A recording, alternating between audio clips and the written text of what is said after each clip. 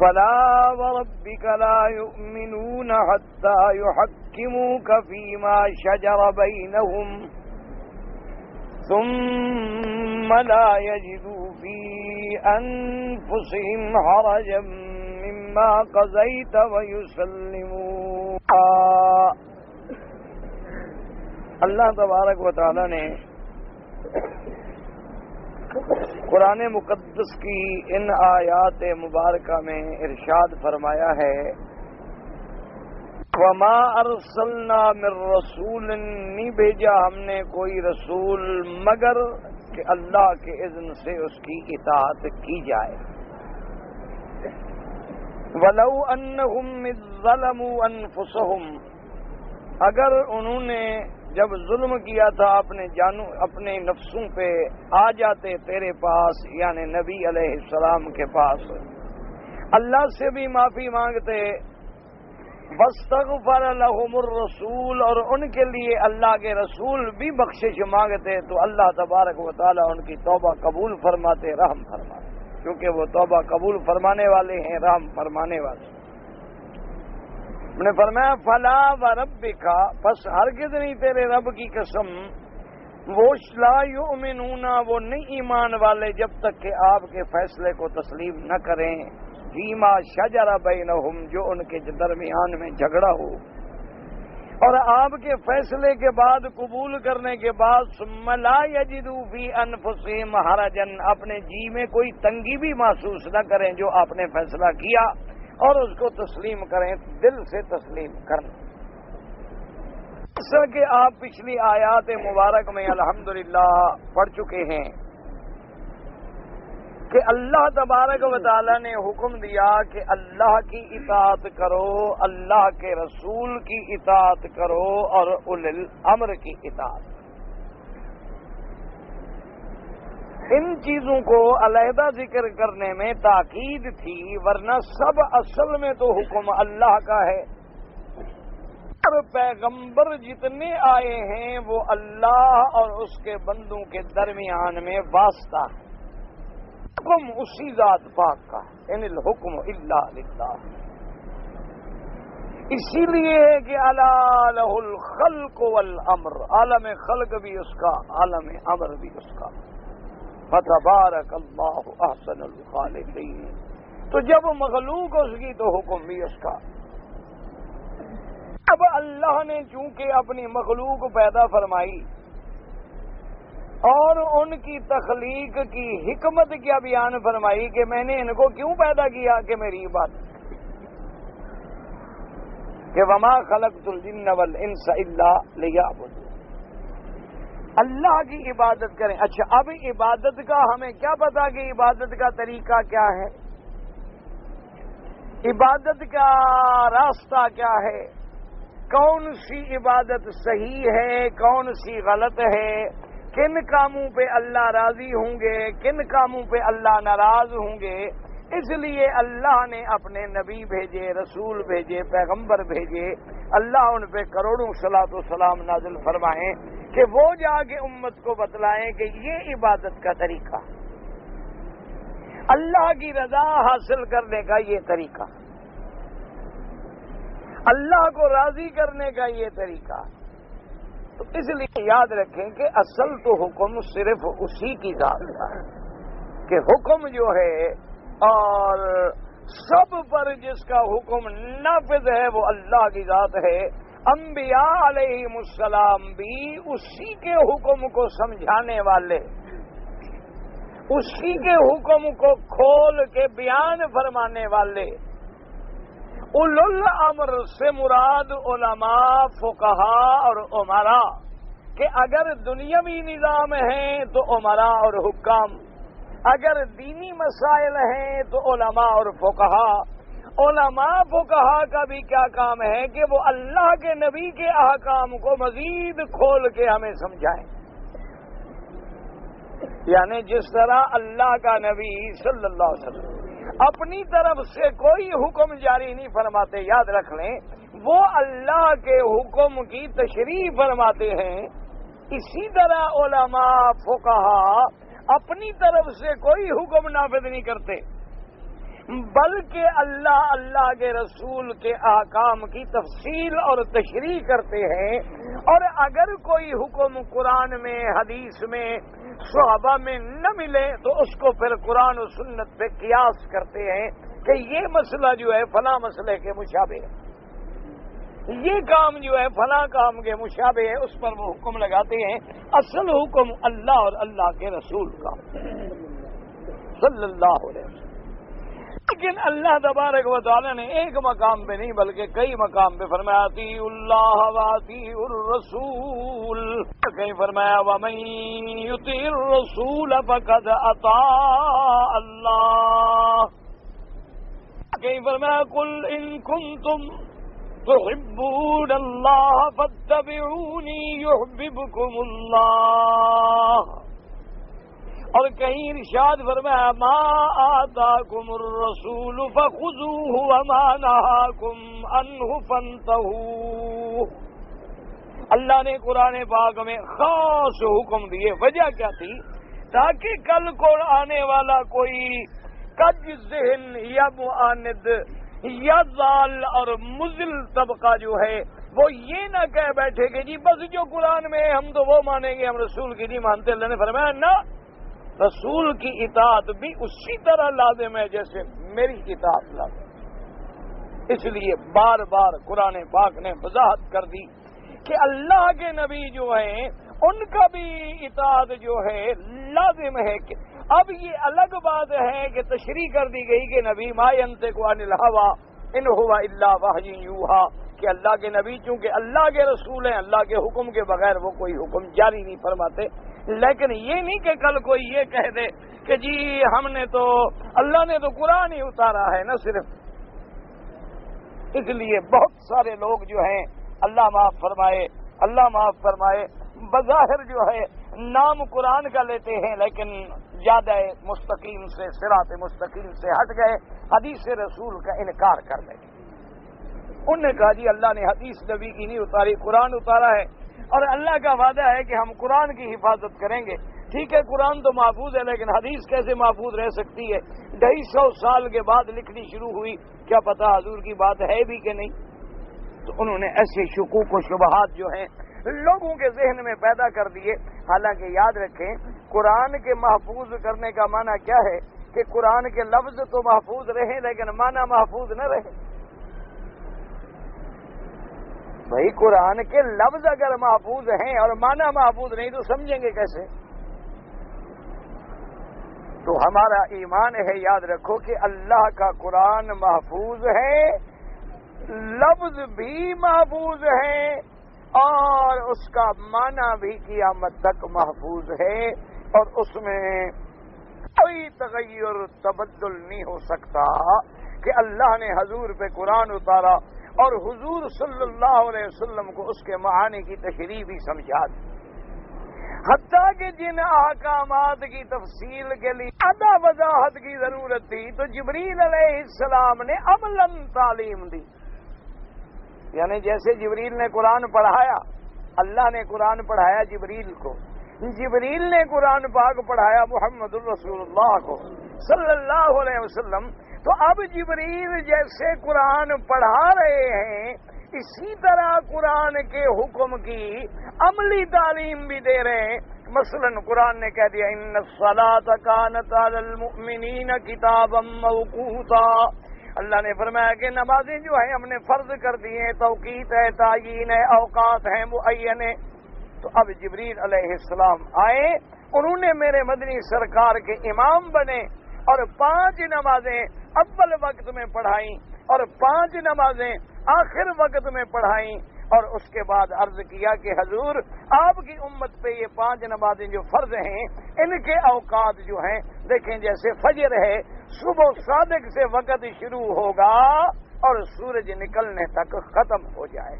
تو اب جس نے اول وقت میں پڑھ لی الحمدللہ، اس کے بعد پڑھ لی الحمدللہ، سورج نکلنے سے پہلے پڑھ لی سفار میں الحمدللہ، اسی طرح تمام اوقات صلاۃ کی عملی تعلیم دی جبریل علیہ السلام نے کہ یہ اوقات ہیں نمازوں کے، تو اب جیسے قرآن کی تعلیم اللہ کی طرف سے ہے، اس کی تشریح بھی اللہ کی طرف سے ہے، اس کا بیان بھی اللہ کی طرف سے ہے، اور اس کی تعلیم بھی اللہ کی طرف سے ہے، لہذا قرآن پاک لفظ بھی محفوظ، معنی بھی محفوظ۔ اچھا، آپ اسی طرح یاد رکھیں کہ اللہ نے ہمیں اولو الامر کی اطاعت کا حکم دیا، کیونکہ اگر دین کے معاملے میں ہر آدمی اپنی اپنی رائے پہ چل پڑے تو دنیا کا نظام دین درہم برہم ہو جائے۔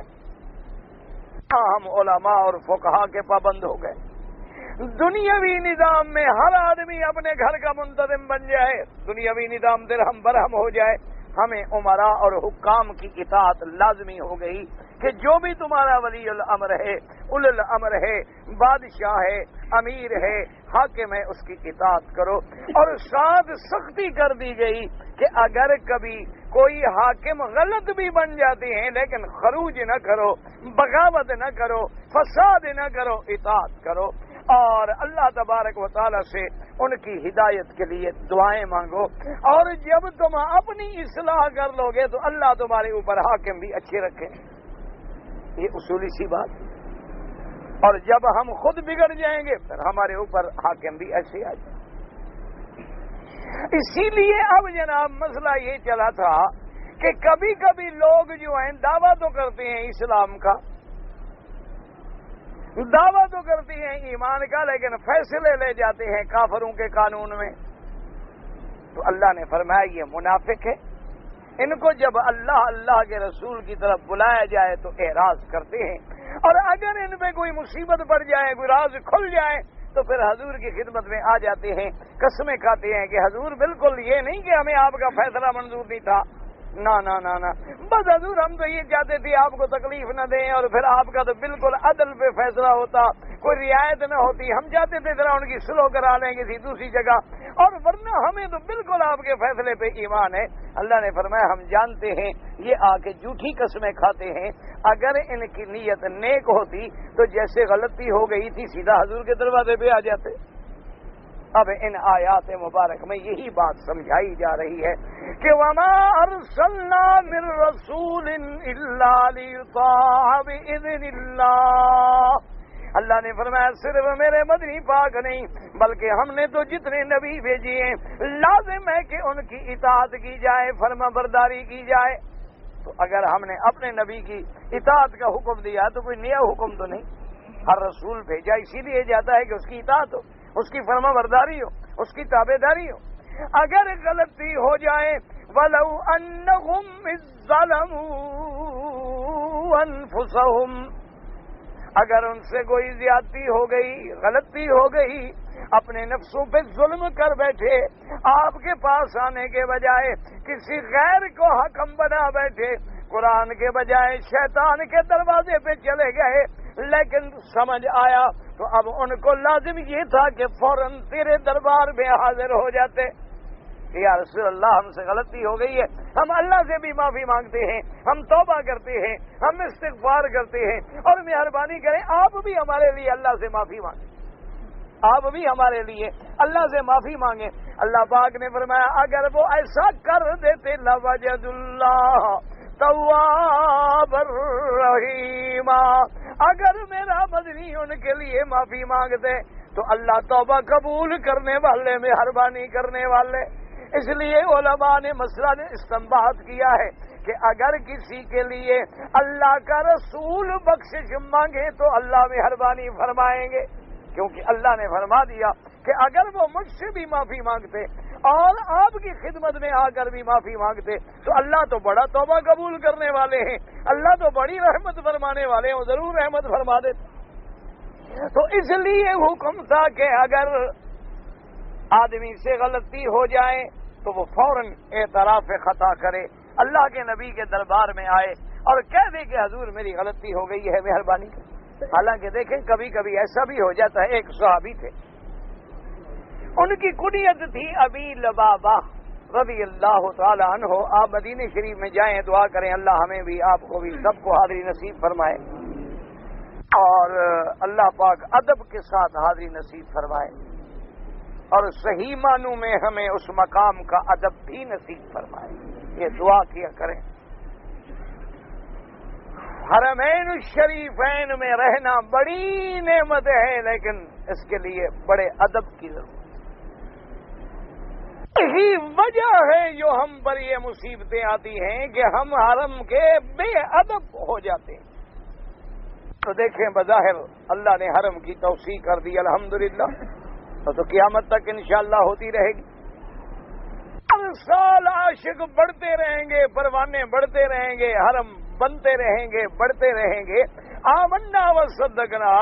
لیکن اس میں کچھ حکمتیں ایسی بھی ہیں کہ ہم لوگوں کے جتنے گھر حرم کے قریب تھے، جب ہم بے ادب بنے، جب ہم میں گستاخیاں آئیں، جب ہم میں احترام میں کمی آئی، کسی نہ کسی بہانے سے خدا نے دور کر. ہمیں یاد ہے کہ ہم جب قرآن شریف یاد کرتے تھے تو باب ابراہیم، سیدنا ابراہیم علیہ السلام کا یہ جس نام پہ جو دروازہ ہے، اسی دروازے میں ہی وہ مدرسہ تھا فقریہ عثمانیہ جس میں ہم پڑھتے تھے. ہمیں یاد ہے کہ ہم نمازیں جو ہے ظہر کی نماز چونکہ مدرسے میں ہوتی تھی تو مدرسے میں ہی صفیں بن جاتی تھی، جو کہ حرم کے اندر تھا وہ دیوار. اور یہاں دیکھ لیں ہزاروں گھر تھے، ایک نہیں دو نہیں. لیکن جب ہم لوگوں نے حرم کے قریب رہ کر فلمیں، حرم کے قریب رہ کر سگریٹیں، حرم کے قریب رہ کر گالی گلوچ غیبت گلا، حرم کے قریب رہ کر جھوٹ بولنا، غیر محرم عورتوں پہ نظر ڈالنا، گانے کے کیسٹ جیب میں لا کے حرم میں داخل ہونا، سگریٹ کے پیکٹ جیب میں بھر کے اللہ کے گھروں میں آنا، تو اس کے انجام کیا ہوا کہ ایسا ایسا ہٹا دیے گئے. اور جوں جوں ہماری بے ادبی بڑھتی گئی ہم اور دور ہوتے. اس لیے حرمین الشریفین چاہے حرم مکی ہو یا حرم نبوی ہو، یاد رکھو اللہ اگر رہنے کی توفیق دے تو پھر ادب کی بھی توفیق. یہ اسی لیے فارسی بزرگوں کا ایک محاورہ ہے نا کہ قرب سلطان آتش سوزاں بود، کہ بادشاہوں کا قرب جو ہے نا وہ بالکل یوں سمجھو کہ ایک آگ ہے کہ اگر بادشاہ راضی ہو جائے تو تمہیں ایک رات میں محلوں میں بٹھا دے، اور اگر ناراض ہو جائے تو پھر جہنم میں پہنچا دے. تو اس لیے یہ حرمین کا مسئلہ ہے. اس لیے دعا کریں. میری بات کہنے کا مقصد یہ تھا کہ جب آپ مدینہ منورہ میں جائیں تو وہاں جو ٹکڑا ہے ریاض الجنت کا، حضور سرکار مدینہ صلی اللہ علیہ وسلم کی مزار مبارک سے، گھر مبارک سے لے کر منبر رسول مبارک تک جو ٹکڑا ہے جس کو ریاض الجنہ کہا جاتا ہے، جنت کا ٹکڑا، اور معروف ہے بالکل وہاں واضح علامات موجود ہیں. تو اس میں جو ستون ہیں وہ مختلف ستون ہیں. ان میں ایک ستون پہ لکھا ہوگا سوانح ابی لبابہ، جیسے استوانہ سیدہ عائشہ، جیسے استوانہ سریر. اسی طرح حضور کے وفد جب آتے تھے ملنے والے ان کی جگہ تو وہاں علامت ہے. یہ وہ استوانہ ہے کہ ابی لبابہ ایک صحابی ہے میرے مدنی سرکار کے، غلام ہیں. حضور پاک نے جب یہودیوں کا محاصرہ کیا، مدینہ منورہ میں یہودیوں کے گرد حصار ڈالا اور مجبور کیا یہودیوں کے اتریں، اور یہودی اتر نہیں رہے تھے. تو ابی لبابہ کا چونکہ پہلے دور میں حضور پاک کے جانے سے پہلے بھی یہودیوں سے لین دین، آنا جانا، ملنا ملانا تھا، تو یہودیوں نے ابی لبابہ سے پوچھا کہ بھئی آپ ہمیں بتلائیں، پرانا تمہارا ہمارا تعلق ہے، اگر ہم اللہ کے نبی کے کہنے پہ اتر آئے نیچے تو ہمیں معافی دیں گے، رعایت کریں گے، ہمیں سزا دیں گے. تو ابی لبابہ نے وہ اپنا جذبات میں آ کے اشارہ کر دیا کہ ابھی معافی نہیں ملے گی، تمہیں قتل کریں گے. جب یہ کہہ بیٹھے تو فوراً خیال آیا کہ نعوذ باللہ میں نے تو حضور کا راز کھول دیا، یہ میں نے کیا کیا، یہ بات تو مجھے نہیں بتانی چاہیے تھی دشمنوں کو، یہ تو بڑی غلطی کی. اب بیچاروں نے شرم کے مارے حضور پاک کی خدمت میں نہ آئے، بس اپنے عقل سے پھر فیصلہ کیا اور جناب وہاں سے دوڑے اور سیدھے آئے مسجد نبوی میں اور اپنی بیوی سے کہا کہ رسی لے لو اور مجھے ستون کے ساتھ باندھ دو، میں قیدی نے جرم کیا اور ہدایت کر دی کہ نماز کے وقت کھول دیا کرو، بھی نماز تو پڑھنی ہے، وہ تو فرض ہے، اور نماز پڑھ رہے تھے پھر ساتھیوں کو کہتے کہ باندھ دو۔ حضور صلی اللہ علیہ وسلم جب فارغ ہوئے، آپ کو پتہ لگا، خبر ملی کہ ابی لبابہ نے ایسا کیا ہے، تو میرے آقا نے فرمایا کہ اللہ کا بندہ اگر آ جاتا معافی مانگتا، ہم اللہ سے معافی مانگتے، اس کو معافی مل جاتی۔ اب تو اس نے اپنا معاملہ براہ راست اللہ کے سپرد کر دیا ہے، لیا تھا وہ جانے اور اللہ کی مرضی، اب ہم تو کچھ نہیں کر سکتے۔ تو اس لیے علماء نے لکھا کہ یہ بھی نبی کی شان ہوتی ہے، عظمت ہوتی ہے کہ اگر کوئی اللہ کے نبی کے دروازے پہ آ جائے اور غلطیوں کا اعتراف کر لے اور معافی مانگ لے اور اللہ کے نبی اس کے لیے اللہ سے درخواست کریں تو اللہ منظور فرما دیتے۔ اللہ تبارک و تعالی رد نہیں فرماتے اپنے پیغمبروں کی دعا کو۔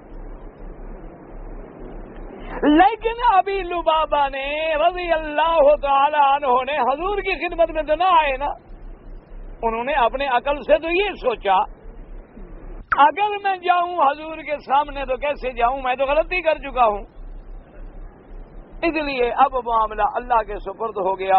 آخر نتیجہ یہ نکلا کہ کئی دن گزرنے کے بعد اللہ نے قرآن نازل فرمایا، حضور صلی اللہ علیہ وسلم کو خبر دی کہ ہم نے آپ کے ساتھی کی توبہ منظور کر لی ہے، آپ اس کو چھوڑ دیں۔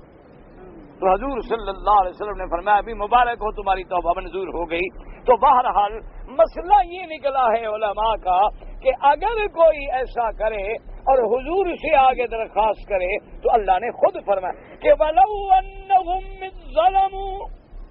إِذ ظَّلَمُوا أَنفُسَهُمْ جَاءُوكَ وَاسْتَغْفَرُوا اللَّهَ وَاسْتَغْفَرَ لَهُمُ الرَّسُولُ لَوَجَدُوا اللَّهَ تَوَّابًا رحیما۔ اب دو قول ہیں، یاد رکھو۔ بعض علماء کہتے ہیں کہ اس آیت کا تعلق صرف حضور کی زندگی سے تھا، یعنی حضور کی زندگانی میں اگر کوئی غلطی کرے، اعتراف کرے، اللہ کا نبی اس کے لیے اللہ سے بخشش مانگے تو اللہ منظور فرما لیتے ہیں۔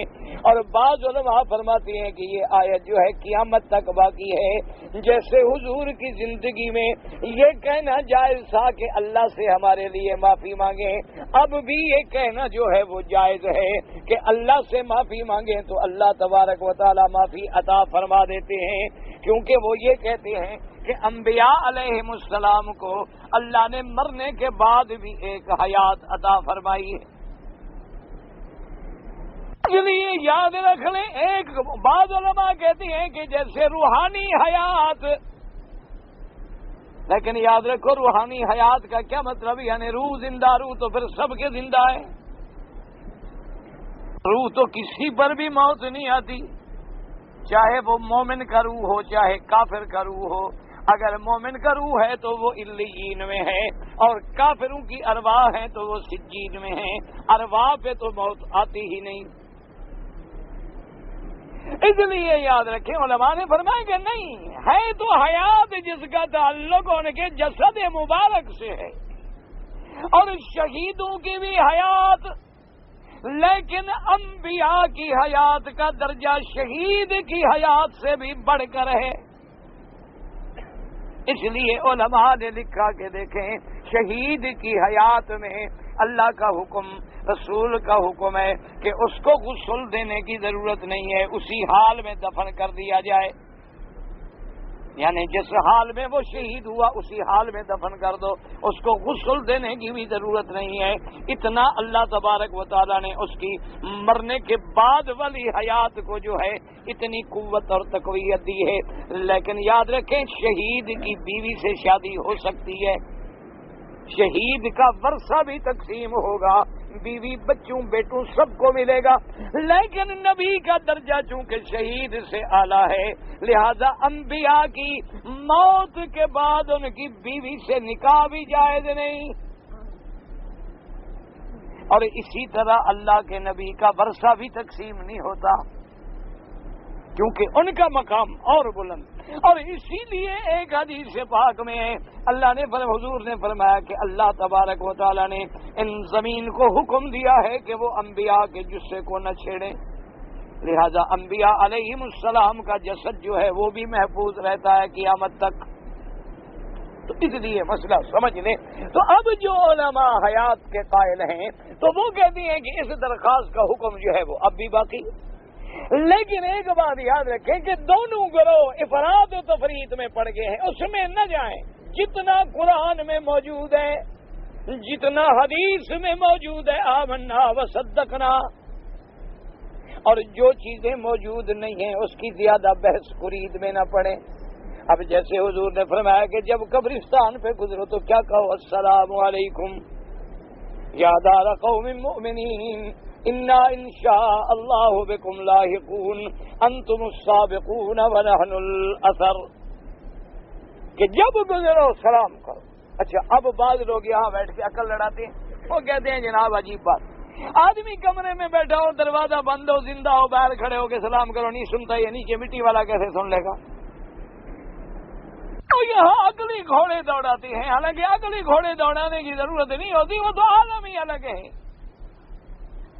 اللہ تبارک و تعالیٰ، اب دیکھیں ایک آدمی اگر دروازے بند کر کے بیٹھ جائے، بالکل دیواریں چنوا دے، لیکن موت آئے تو فرشتہ اندر جائے گا کہ نہیں؟ اینما تکونوا یدرککم الموت ولو کنتم فی بروج مشیدہ، اور اسی طرح اللہ فرماتے ہیں هو الذی یصورکم فی الارحام کیف یشاء، کہ جب نطفہ ماں کے رحم میں ہوتا ہے وہاں بھی اللہ فرشتوں کو حکم دیتے ہیں، اب میرے بندے کو شقی لکھو، سعید لکھو، اجل لکھو، رزق لکھو، آنکھیں بناؤ، یہ بناؤ، تو وہ فرشتہ کیسے داخل ہوتا ہے؟ کو پیٹ پھاڑ کے جاتا ہے؟ یہ عقل لڑانے کی باتیں نہیں ہوتی کہ انسان اپنے دماغ سے بیٹھ کے کس سے کہانیاں گھڑتا رہے۔ جو چیز اللہ کے نبی نے فرما دی ہے آمنا و صدقنا، جو میرا رب کریم اگر چاہے تو وہ زمینوں کی آوازیں آسمانوں والوں کو سنا دے، آسمانوں والوں کی زمین والوں کو سنا دے، اور وہ اگر چاہے تو زندہ کو بہرا کر دے اور کچھ نہ سنائی دے، اور وہ اگر چاہے تو قبر والوں کو سنا دے۔ وما ذلک علی اللہ بعزیز، اللہ تبارک و تعالیٰ کے آگے یہ کون سی بڑی بات ہے یا کون سی مشکل بات؟ اور اسی طرح یاد رکھو کہ اگر آدمی قبر میں چلا گیا اور بالکل سن ہی نہیں سکتا، تو پھر قیامت والے دن جب بعث کی گھڑی آئے گی تو اس وقت پھر فرشتے کے پکارنے کی کیا ضرورت ہے؟ حکم ہے کہ فرشتہ آواز دے گا کہ یا ایتھا العظام البالیہ، اے بوسیدہ ہڈیوں کٹھی ہو جاؤ۔ بھئی وہ تو سنتے نہیں، پھر آواز دینے کی کیا ضرورت ہے؟ کوئی ہڈی کہیں چلی گئی، کوئی ہڈی کہیں چلی گئی، کوئی دریا لے گیا، کوئی بارش لے گئی، کوئی سیلاب لے گئے، کوئی مٹی کھا گئی، کوئی گل گئی، کوئی سڑ گئی، تو آواز کس کو دی جا رہی ہے؟ اس لیے ہمیشہ یاد رکھیں، ایک بات یاد رکھ لیں کہ جتنی چیز قرآن میں اور حدیث میں ثابت ہے، قرآن کہتا ہے شہید کو مردہ نہ کہو، کیا کہو؟ زندہ۔ بس جب قرآن کہتا ہے زندہ، ہمارا ایمان ہے زندہ۔ اب وہ زندگی ہماری سمجھ سے اس لیے بالا تر ہے کہ وہ تو عالم بھی الگ ہے، ہمیں اس عالم کا کیا پتا؟ اب دیکھو نا جی، چاند میں کیا ہے ہمیں کیا پتا، مریخ میں کیا ہے ہمیں کیا پتا، مشتری میں کیا ہے ہمیں کیا پتا، عطارد میں کیا ہے ہمیں کیا پتا، زمین کے نیچے کیا ہے ہمیں کیا پتا۔ جو چیز اللہ نے ہمیں دکھلائی نہیں، بتلائی نہیں، عالم ہی الگ ہے، نظام ہی الگ ہے، ہم کیا سمجھیں؟ اب دیکھیں نا جی، ہم ہی آ رہے تھے، ایک نظام ہمارے سامنے ہے، بعض مقامات ایسے ہیں جہاں عشاء کی نماز کا وقت ہی نہیں ہوتا، بعض ملک اب بھی ایسے موجود ہیں کہ جہاں یہ عالم ہے کہ جو سورج غروب ہوا نا جی، ایسے سورج ڈوبا ادھر سے نکلا ہے، عشاء کا وقت ہی نہیں ہو رہا۔ اچھا بعض مقامات ایسے ہیں، ابھی میں جب سفر میں تھا تو رات کو ہم متواتر، چونکہ سارا دن ختم نبوت کی کانفرنسیں تھیں، وہ سارا دن اس میں رہ گئے، اور شام کو مناسب یہ تھا کہ ابھی ہم رات کو سفر کر لیں تاکہ صبح اللہ کو جو منظور ہے تھا۔ تو میں نے کہا بھی ذرا ان سے پتہ کرو کہ اول وقت جو ہے صبح کی نماز کا وہ کس وقت شروع ہوتا ہے۔ کہتا کہ اگر اول وقت ہمیں پتہ لگ جائے تو ہم اس وقت تک بیٹھے رہیں، گھنٹہ 2 گھنٹے جاگتے رہیں تاکہ صبح کی نماز پڑھ کے سو جائیں۔ ایسے نہ ہو کہ سو جائیں تھکے مارے ہوئے ہیں تو صبح کی نماز چلی جائے، اچھے جلسے ہوئے، اچھی تقریریں ہوئی کہ آدمی خود نماز نہ پڑھے، لوگوں کو تقریریں کرے۔ اچھا تو ایک عالم سے ہم نے پوچھا، تو خیر وہاں یہ ہے ماشاءاللہ کہ ہر مسلمان کے گھر میں وہ باقاعدہ نقشہ موجود ہوتا ہے، ٹائم لکھے ہوتے ہیں کہ آج رات صبح صادق اس وقت داخل ہوگی، تو وہ جلدی سے کاغذ لے آئے۔ اس کے حساب پر تو تقریباً وہ 4 سوا 4 بجے کے ایسے حساب سے تھی، وہ تو یہی حساب بنتا تھا نا جیسے یہ ہے۔ انہوں نے کہا جی کہ بعض علماء یہاں یہ بھی فتویٰ دیتی ہیں، بلکہ ایک علاقے میں مسجد بھی ہے کہ جہاں فجر کی نماز جو ہے وہ 2 بجے ہو جاتی ہے۔ اب یہ کیسے ہو سکتا ہے؟ انہوں نے کہا جی ہمیں تو پتہ نہیں ہے۔ اچھا ان لوگوں سے جب ہم نے رجوع کیا، انہوں نے کہا حضرت اگر سچی بات پوچھو تو یہاں تو رات ہوتی ہی نہیں، آپ باہر نکل کے ذرا دیکھیں، یہاں تو حالات ایسے ہیں۔ انہوں نے کہا چلو بھی بہرحال جہاں جمہور علماء کا جمہور کی رائے کیا ہے، انہوں نے کہا جی وہی 4:15 بجے والی 3:40 پہ وقت شاید داخل ہوگا۔ ہم نے کہا ہم تو بھائی وہی جمہور کے ساتھ ہیں، 1-2 مولویوں کے ساتھ نہیں دیتے، ہمیں تو پتہ نہیں یہاں کی فضا کا کیا حال ہے، کیا جو ہے، کیا فتویٰ ہے۔ جدھر زیادہ اہل حق ہیں الحمدللہ، اگر ہم 2 بج گئے ہیں، اگر ہم 2:30 بجے نماز پڑھ لیں اس کے بجائے اگر 3:30 پڑھ لیں گے تو 1 گھنٹہ اور بھی جاگ لیں گے، کیا فرق پڑ جائے گا؟ تو میرے کہنے کا مقصد یہ تھا کہ ہر جگہ کے، حالانکہ ایک دنیا ہے اس میں بھی ملک کا یہ عالم ہے۔ اچھا بعض ملک ایسے ہیں جہاں 6 مہینے کا دن ہے، 6 مہینے کی رات ہے۔ اچھا بعض ملک اب بھی ایسے ہیں جہاں آپ گزر ہی نہیں سکتے، جہاز بھی آپ کے نہیں گزر سکتے، جہاز آپ کے نہیں گزر سکتے ہیں۔ اچھا بعض واقعات ایسے بھی گزرے ہیں کہ مثلا چھوٹے جہاز پہاڑوں میں گر گئے، اوپر برفوں کی تاہ بیٹھ گئی، 50 سال کے بعد جہازوں کے ڈھانچے نکل آئے اور لاشیں نکل آئیں۔ تو یہ سارا نظام جو ہے میرے اللہ کے ہاتھ میں ہے، اس لیے اصول یہ بنا لیں کہ جتنا ہمیں اسلام نے اجازت دی ہے قرآن حدیث میں، جتنی بات ثابت ہے اس پہ ہمارا ایمان۔ قرآن کہتا ہے شہید زندہ ہیں آمنا، اللہ کے نبی زندہ ہیں آمنا، اللہ کے نبی نے حضرت موسیٰ علیہ السلام کو اپنی آنکھوں سے دیکھا کہ نماز پڑھ رہے ہیں آمنا۔ معراج والی رات بیت المقدس میں اللہ کے نبی نے تمام انبیاء کو نماز پڑھائی آمنا۔ حضور آسمانوں پہ گئے، ہر پیغمبر سے علیحدہ علیحدہ ملاقات ہوئی، جتنی چیزیں حدیث میں ہیں قرآن میں ہیں آمنا و صدقنا۔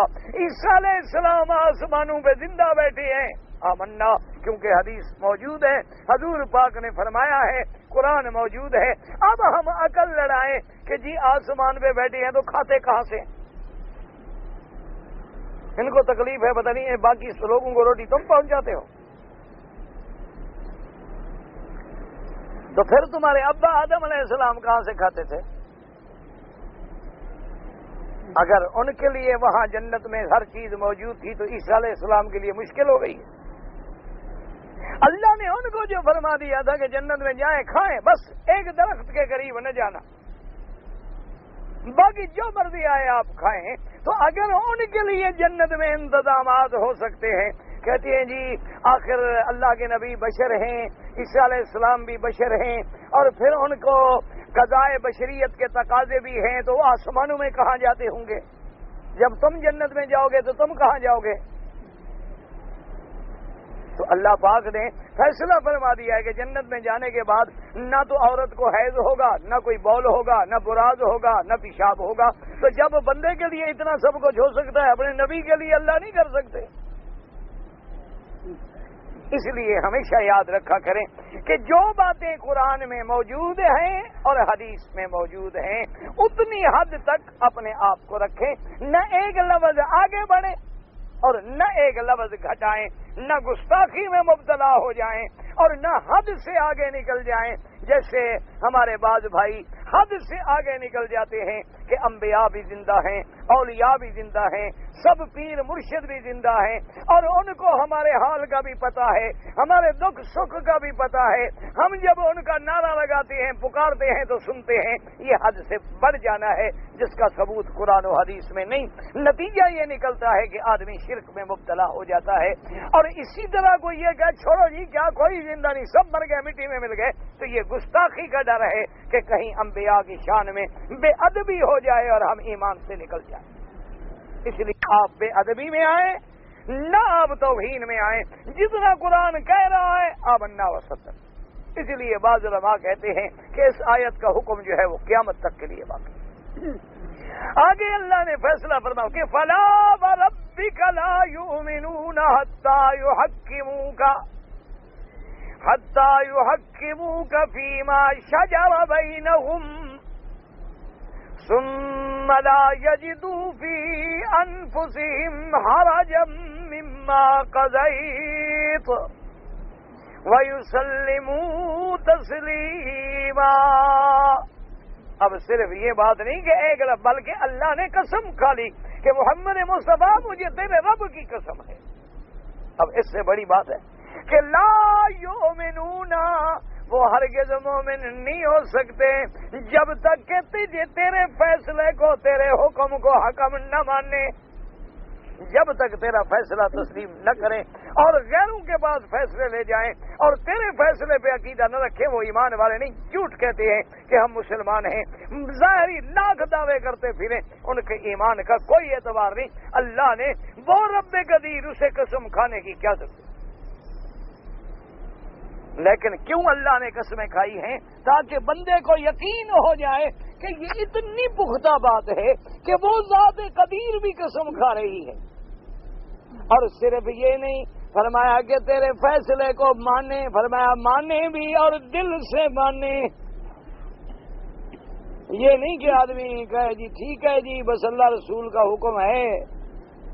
اب جیسے کسی کو کہو نا بھی تم آبادی کا 10واں حصہ دو، وہ کہتا ہے جناب ٹھیک ہے دے دیں گے پر بچے تو کچھ نہیں ہم۔ آج کل لوگوں سے کہو نا بھی اسلام کا حکم ہے کہ آدمی اگر پانی مفت میں ہے، یعنی بارش کا ہے، دریاؤں کا مفت میں پانی ملتا ہے، اس سے کھیتی ہوتی ہے، تو اس کا آپ نے 10واں حصہ دینا ہے، پیداوار کا جو پیداوار ہو اس کا 10واں حصہ خیرات میں دینا۔ اور اگر پانی ہے قیمت والا، کنویں سے نکالتے ہو، ٹیوب ویل سے لگاتے ہو، نہری پانی لیتے ہو، اس پر آبیانہ مالیہ ادا کرتے ہو، تو اب تم نے 20واں حصہ دینا ہے۔ جب کا وہ کہتے ہیں جناب آج کل تو 5000 روپے ایکڑ کی کاشت پہ خرچ ہو جاتے ہیں، اور پھر اگر ہم عشر نکالیں یا 20واں حصہ نکالیں ہمیں تو کچھ نہیں بچتا۔ اللہ فرماتے ہیں نا میرے مدنی کا حکم مانو ثم لا یجدوا فی انفسہم حرجا، پھر دل میں بھی کوئی تنگی نہ ہو، آدمی دل سے مانے کہ بھئی جو اللہ کا حکم ہے آمنا، ٹھیک ہے بالکل اللہ کا حکم پورا، مجھے بچے نہ بچے اللہ کا حکم پورا ہو جائے۔ اللہ کے خزانے میں کمی ہے، اللہ پھر اتنی برکتیں دے دیتے ہیں جن کا تم تصور بھی نہیں کرتے، جن کا تم سوچ بھی نہیں سکتے۔ وہ تو خزائن السماوات والارض کا مالک۔ یہی تو وجہ ہے نا کہ ہم دیتے ہیں لیکن دل بھی تنگ کرتے ہیں، تو وہ فائدہ بھی گیا، پیسہ بھی گیا، اللہ بھی راضی نہ ہوئے۔ اس لیے فرمایا کہ ثم لا یجدوا فی انفسہم حرجا مما قضیت ویسلموا تسلیما، پھر اپنے دل میں کوئی تنگی بھی محسوس نہ کریں، آپ کے فیصلے پر 100% دل سے ایمان لے آئیں اور اس کو تسلیم کریں۔ تسلیم کرنا جیسے حق ہوتا ہے تسلیم کرنے کا کہ فیصلہ تیرے حق میں ہے تب بھی قبول ہے، فیصلہ تیرے ذہن کے خلاف ہے تب بھی قبول ہے، بظاہر تمہیں نقصان لگتا ہے تب بھی قبول ہے، بظاہر تمہیں وہ فیصلہ بڑا عجیب مشکل لگ رہا ہے لیکن اللہ کے نبی کا فیصلہ ہے آمنا، اچھا، اور یہ بھی یاد رکھو کہ اب نبی پاک کے فیصلے کا کیا مانا، یعنی اب بھی جو جھگڑا ہو قرآن کی طرف لوٹاؤ، اب بھی جو جھگڑا ہو وہ سنت رسول پاک کی طرف لوٹاؤ، جہاں قرآن کا حکم مل جائے، سنت رسول کا حکم مل جائے، بس آمنا وصدقنا، اس پہ اپنی گردنیں جھکا دو۔ یہ کیا ہے کہ آج کل اصل میں بس دعا کرو اللہ ہمارے حال پہ رحم کرے، ورنہ آج کل تو بہت سارے مسلمان ہیں جو قرآن کے حکم کو نعوذ باللہ یہ کہہ دیتے ہیں کہ جی یہ تو قرآن نے جو سزائیں رکھی ہیں نا کہ چور کا ہاتھ کاٹ لو، اور جناب اگر عورت مرد زنا کرے تو 100 کوڑے مارو جناب عورت کو، صنف نازک،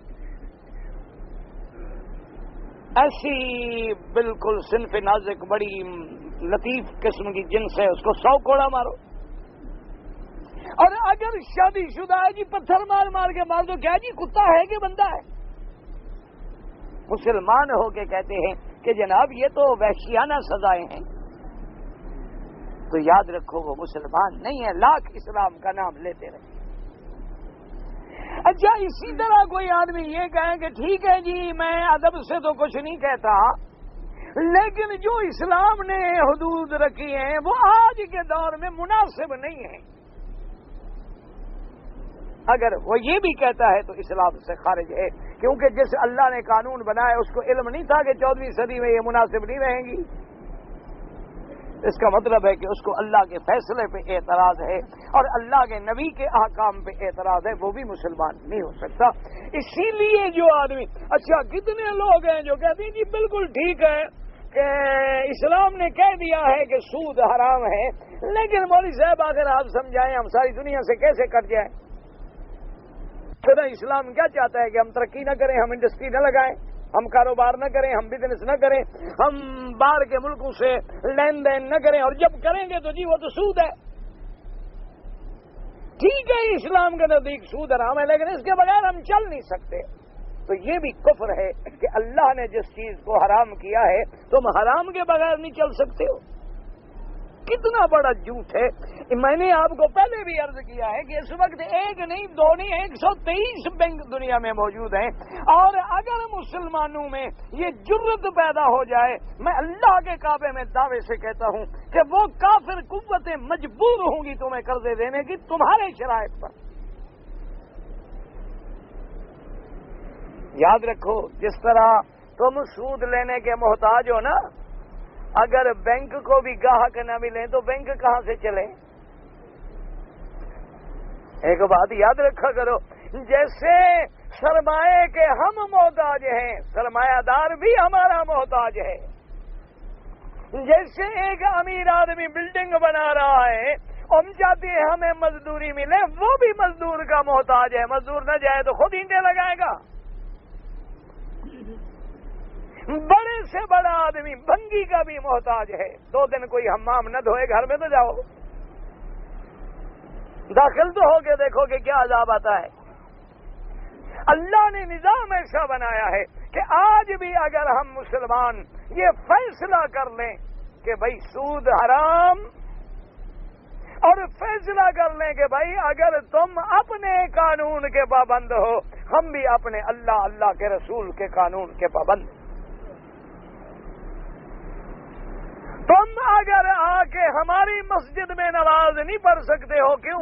کہ تمہارا مذہب تمہیں اجازت نہیں دیتا، تو ہمارا مذہب بھی ہمیں اجازت نہیں دیتا۔ اگر اتنا پکے ہو جاؤ، پختہ ہو جاؤ، اللہ تبارک و تعالیٰ اس بات پہ قادر ہیں کہ وہ تمہیں اپنے خزانے سے اتنا دے دیں کہ تم غیروں کے محتاج ہی نہ رہو۔ سود تو تب دینا پڑے گا نا جب ہم قرضہ لینے جائیں، جب قرضہ نہ لیں پھر کس بات کا سود؟ اس لیے ہمیشہ یاد رکھو کہ فیصلہ ماننے اور دل سے ماننے، اللہ کا ہر قانون آمنا و صدقنا، اور دل میں تنگی آئے تو پھر بھی مسلمان نہیں۔ اور یہ بات ایسے نہیں لفظی کلامی، اللہ نے قسم کھا کے کہہ دی کہ فلا وربک لا یؤمنون حتی یحکموک فیما شجر بینہم ثم لا یجدوا فی انفسہم حرجا مما قضیت ویسلموا تسلیما۔ اس لیے علماء فرماتی ہیں کہ جب اللہ رسول کا حکم آ جائے یجب الانقیاد بہ ظاہرا و باطنا، کہ اللہ کے رسول کے حکم کی اطاعت ظاہراً بھی مانو، قلب سے بھی مانو، باطن سے بھی مانو، اندر سے بھی باہر سے بھی تسلیم کرو، تب جا کے مومن بنو گے۔ دعا کرو اللہ ہم سب کو مسلمان بنائے، اللہ ایمان والا بنائے، اللہ ہمیں حضور کے اطاعت نصیب فرمائے، اللہ ہمیں حضور کی محبت اور غلامی نصیب فرمائے، اللہ ہمارے دکھ درد پریشانیاں بیماریاں سب دور فرمائے۔ جی میرے والد صاحب ایک مکان ہے، انہوں نے اپنا ورثے میں چھوڑا ہے، اور ہم 4 بھائیوں کے نام وہ کر گئے کہ میرا مکان جو ہے یہ 4 بھائیوں کو دیا جائے، لیکن اس میں انہوں نے ہماری بہنوں کا نام وصیت میں نہیں لکھا۔ یہ آپ کے والد نے بڑا گناہ کیا ہے، اللہ ان کی مغفرت کرے، اپنے والد کو عذاب سے بچاؤ اور باقاعدہ بہنوں کا حصہ ادا کرو۔ سمجھ آ گئی بات؟ کیونکہ جو وصیت، یاد رکھ لو، اللہ کے رسول کے حکم کے خلاف ہو وہ نافذ نہیں ہو، اس وصیت کا کوئی اعتبار نہیں۔ آپ سیدھا یہ کریں کہ اپنے علاقے کے عالم کے پاس چلے جائیں، ان کو بتائیں کہ ہمارا والد فوت ہو گیا، مثلا بیوی چھوڑ گیا، اتنا لڑکے چھوڑ گیا، اتنی لڑکیاں چھوڑ گیا، اتنے رشتہ دار چھوڑ گیا، وہ آپ کو حصہ نکال کے دیں گے۔ اپنے والد کو بھی عذاب قبر سے، عذاب آخرت سے بچاؤ، اور خود بھی اپنے والد پہ احسان کرو کہ وہ غلطی کر گئے ہیں تو اس غلطی کی وجہ سے وہ قیامت میں نہ پکڑے جائیں۔ شریعت کے مطابق اپنے بہنوں کو حصہ دو۔ اگر بہنیں حصہ معاف کریں، لیکن معاف کرنے کا یہ معنی نہیں ہوتا جیسے آج کا رواج ہے نا جی، کہ زمین تو ہوتی ہے بھائی کے پاس، وہ کہہ دیتا ہے بہن کو اچھا آپ مجھے لے لیں یا معاف کر دیں، اب اس کو پتہ ہے میں کیا کروں۔ آپ باقاعدہ حصہ نکال کے بہنوں کو دے دیں، ان کے قبضے میں آ جائے، اب وہ چھوڑنا چاہے تو چھوڑیں۔ یہ نہیں ہوتا کہ پہلے جیسے آدمی بیوی کو کہتا ہے جی میں نے آپ کی دینی ہے 50,000 حق المال، مجھے مہربانی کر کے معاف کرتی ہو، اگر نہیں ہوگا جی معاف کرتی ہو، کیونکہ نہیں کرتی ہو تو طلاق، تو یہ معافی نہیں ہو۔ معافی کا معنی یہ بیوی کو دھوکہ دے سکتے ہو نا، خدا کو تو نہیں دے سکتے نا، اس لیے اس کا حق المال اس کو دے دو، وہ لینے کے بعد چاہے خود خرچ کرے، چاہے تمہیں واپس کر دے، تمہیں معاف کر دے، اس کی مرضی ہے۔ لہذا اپنے بہنوں کو حصہ ضرور ادا کریں، اپنے والد کو عذاب سے بچائیں۔ ایک کیا پتہ نہیں ستھیلی ماں نے دودھ بھی پلائی ہے، اس کو ماں کہنا جائز ہو؟ جو دودھ پلانے والی ماں ہی تو ہوتی ہے، ماں کہنا جائز ہے کا کیا مطلب؟ اگر ماں نہ کہے نہ کہو تو کیا وہ پھر بھی ماں ہے؟ نہ کہو تم نافرمان ہو، تم قیامت میں پکڑے جاؤ گے، اس کا تو کوئی نقصان نہیں۔ یاد رکھو کہ جو عورت نے دودھ پلایا ہے وہ بھی اسی طرح ماں ہے جس کے بطن سے تم پیدا ہوئے، جیسے اس ماں کا درجہ ہے اسی طرح اس ماں کا درجہ ہے، لہذا اس کو ماں کہنا نہیں بلکہ پورے ماں والے حقوق اس کو ادا کرو۔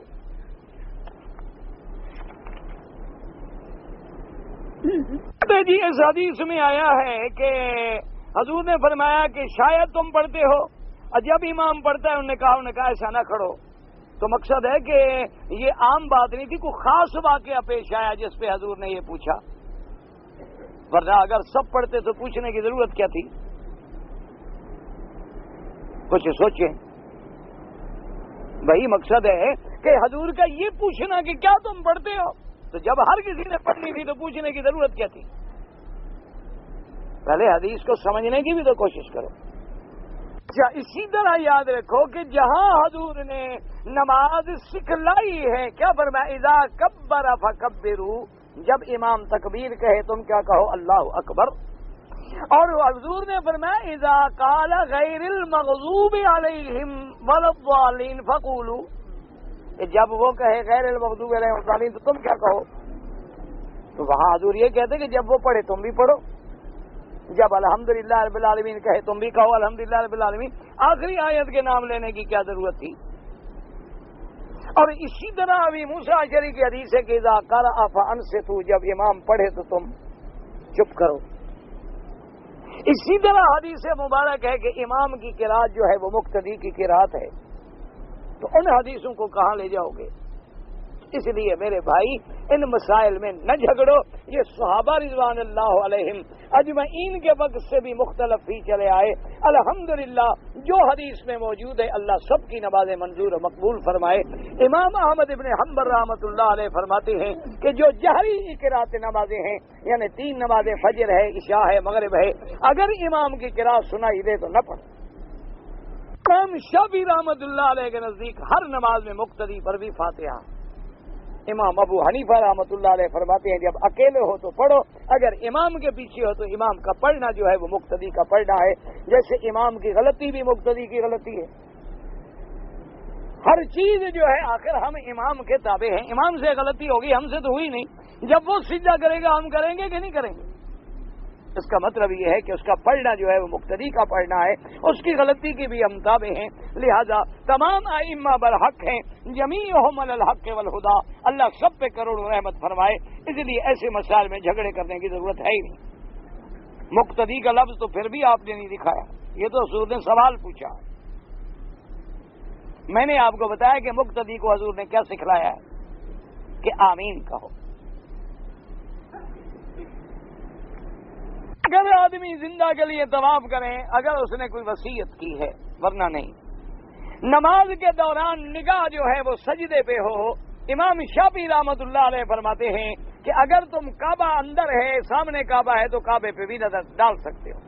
لیکن امام ابو حنیفہ رحمۃ اللہ علیہ کے نزدیک عبادت نماز جو ہے تذلل ہے، بندگی ہے، عاجزی ہے. وہ کہتے ہیں عاجزی کا طریقہ یہی ہے کہ سجدے کی جگہ پہ نظر ہو، اس کے بعد آپ کعبۃ اللہ کو دیکھتے رہیں نماز کے بعد. میں 1978 میں حج پہ آیا تھا. اس وقت تو میں نے پورے بال کٹائے. اب میں نے 9 عمرے کیے ہیں لیکن بال تھوڑے تھوڑے کٹائے ہیں. تو 78 کا سیکھا ہوا مسئلہ بھول گئے آپ؟ بھائی جب وہاں پورے کٹائے تھے تو اب بھی پورے کٹانے تھے. اب ایک بکری دم ادا کرو. یہ قاعدہ ہے کہ غلطی ایک قسم کی ہو چاہے وہ 10 دفعہ بھی ہو جائے، سزا ایک بھگتنی پڑتی ہے. اس لیے تم بچ گئے کہ ایک بکری سے کام بن گیا، 9 نہیں دینی پڑی.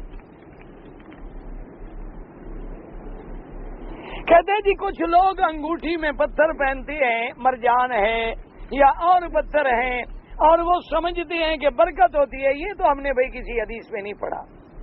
ویسے انگوٹھی چاندی کی پہنے، اس میں پتھر ہو کوئی حرج نہیں. لیکن یہ عقیدہ رکھنا کہ اس پتھر میں فائدہ ہے، نفع ہے، نقصان ہے، یہ بالکل شرک ہے، ناجائز ہے. اور یہ علیحدہ بات ہے کہ کوئی پتھر اللہ نے ٹھنڈے پیدا کیے، کوئی گرم پیدا کیے، اس میں کوئی گرمی سردی کی تاثیر ہو. جیسے گل بنفشہ ہے اس میں بھی تاثیر ہے، بصل کھاتے ہو اس میں بھی تاثیر ہے، تھوم کھاتے ہو اس میں بھی تاثیر ہے، گوشت کھاتے ہو اس میں بھی تاثیر ہے. اسی طرح بعض پہاڑ آپ نے دیکھے سرسبز ہیں، بعض پہاڑ دیکھو بالکل خشک ہیں، بعض پہاڑوں میں میگنیٹ کے اثرات ہوتے ہیں، بعض پہاڑوں میں گزرے آپ کے کان بند ہو جائیں گے، بعض پہاڑوں میں ٹھنڈک ہوتی ہے. تو اس طرح اگر ان پتھروں میں بھی کوئی اس قسم کا فائدہ اللہ نے رکھا ہے. ورنہ یہ جو عقیدے ہیں نا جی کہ یہ ستارے کے موافق آ گیا تو بس تم رات کو کروڑ پتی بن جاؤ گے، یہ کچھ نہیں، یہ سب جھوٹ ہے. یہ نفع نقصان ایسا ہوتا ہے تو ساری دنیا پتھر پہن کے دکان کھولنے کی کیا ضرورت ہے؟ ہر کوئی پتھر کے پیچھے بھاگتا رہتا.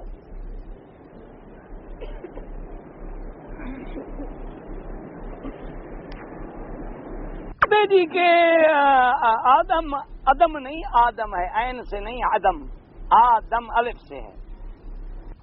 وجہ ہے کہ جب پتہ نہیں آدم جنت میں گندم کھانے کی وجہ اترا، کہیں نہیں قرآن میں گندم، یہ تو مولویوں نے خود لکھا ہے گندم.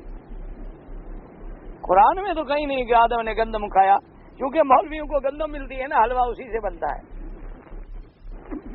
سوجی حلوے کی اسی سے بنتی ہے نا بابا. اس لیے مولوی نے سمجھا کہ جیسے ہم حلوہ کھا کے مارے گئے نا، ابا آدم نے بھی شاید اسی قسم کا کوئی گندم کھایا تھا.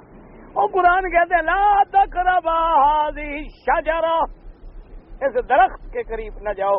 گندم کے درخت ہوتے ہیں تمہارے ملک میں اللہ کے بادشاہ. یہ کہتے ہیں جی برکت التین، یہ بھی قول ہے، قرآن نے تو کہیں نہیں لکھا، قرآن نے کہیں نہیں لکھا. قرآن لکھتا ہے کہ بس درخت فاکلا منہا، آدم علیہ السلام کھا بیٹھے. یکسفان علیہما من ورق الجنہ، کہ جب کپڑے اترے تو اب آپ نے درختوں کے پتے اتار کے اپنے بدن پہ باندھنے شروع کیے. بعض علماء نے لکھا وہ کیلے کے تھے, بعض علماء نے لکھا وہ تین کے تھے, اللہ جانتا ہے وہ کس درخت کے تھے. بہرحال کوئی بڑے بڑے پتے تھے جن کو آپ نے چادر بنا کے لپیٹ لیا. کس چیز کے تھے؟ جب قرآن نے نہیں بتلایا, حضور سرکار نے نہیں بتلایا, تو ہم کہاں سے ڈھونڈ کے لے آئے؟ ہم تو آدم علیہ السلام کے ساتھ تھے ہی نہیں. اسی لیے میں نے عرض کیا تھا نا کہ جتنی چیز قرآن میں ہو بس زیادہ عقل نہ لڑایا کرو. بس قرآن کہتا ہے کہ جنت کے پتے تھے, آپ نے پتے لپیٹے. جس چیز کے بھی تھے اللہ عالم, اللہ جانے, اللہ کا کام جانے.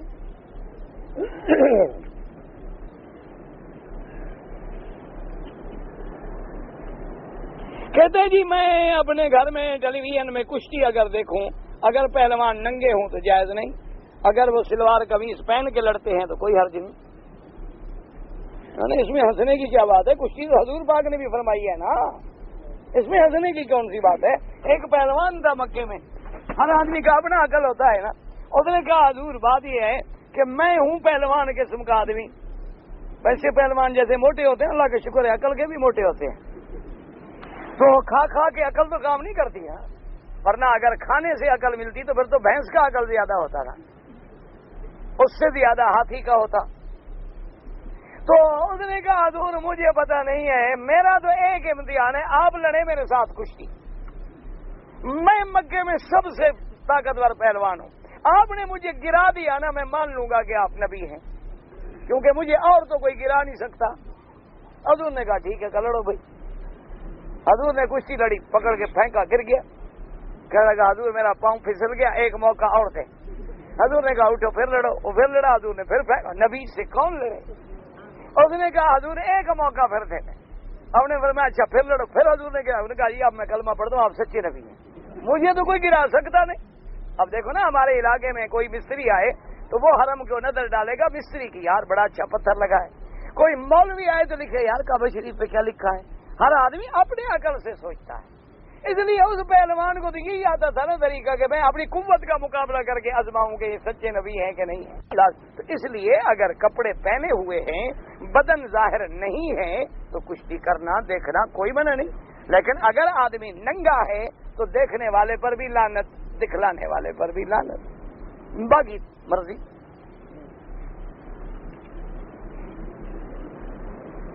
ایک آدمی نے 4 رکعت والی نماز میں 5 رکعت نماز پڑھی. اب اگر اس نے سجدہ سہو کر لیا تو پھر کوئی دوبارہ لوٹانے کی ضرورت نہیں. اگر 5 رکعتیں پڑھ کے سلام پھیر دیا اور سجدہ بھی نہیں کیا تو پھر پوری نماز لوٹائے. ہماری شرکہ میں کمپنی میں کوئی چیز چوری ہو گئی ہے تو ہمیں مدیر نے کہا کہ بھائی اگر کوئی آدمی معلوم رکھے کسی مشتبہ کے بارے میں تو ہمیں بتائے. اگر ہمیں شبہ ہو کسی کے بارے میں بتا سکتے ہیں, شریعت میں بتا سکتے ہیں, کوئی منع نہیں.